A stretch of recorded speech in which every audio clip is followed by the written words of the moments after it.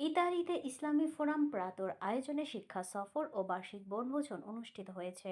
Italy প্রতিনিধি মোল্লা মনিরুজ্জামান মনির জানান, রোববার প্রাতো সেন্টার থেকে ভলভো দোতলা বাস নিয়ে 85 জনের একটি গ্রুপ বরফের রাজ্য খ্যাত ইতালির আনকোনায় সফরের উদ্দেশ্যে যাত্রা শুরু করেন। প্রবাসের মাটিতে গতানুগতিক পরিশ্রম আর অর্থ উপার্জনই মানুষের সবকিছু নয়।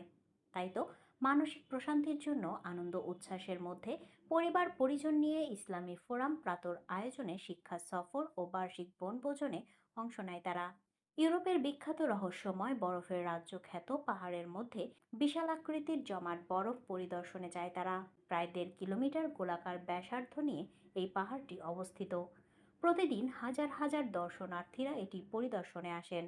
সকলের উপস্থিতিতে কিশোর কিশোরীদের মধ্যে কোরআন তেলাওয়াত, ইসলামী সঙ্গীত এবং বড়দের জন্য ইসলামিক কুইজ প্রতিযোগিতা অনুষ্ঠিত হয়।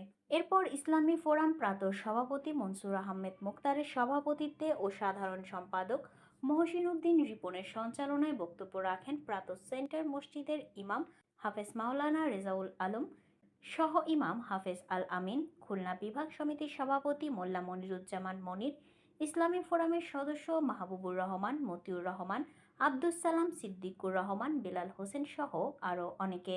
এ সময় প্রতিযোগিতায় বিজয়ীদের মধ্যে পুরস্কার বিতরণ করা হয়।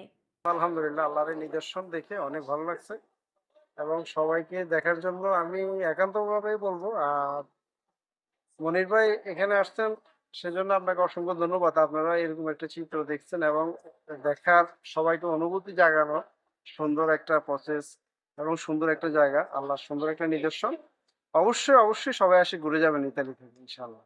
আর এটা না দেখলে বিশ্বাস করানো যাবে না আল্লাহর যে এরকম সুন্দর নিদর্শন জায়গা আছে, যেটা বলতে গেলেই মনমুগ্ধ একটা দৃশ্য।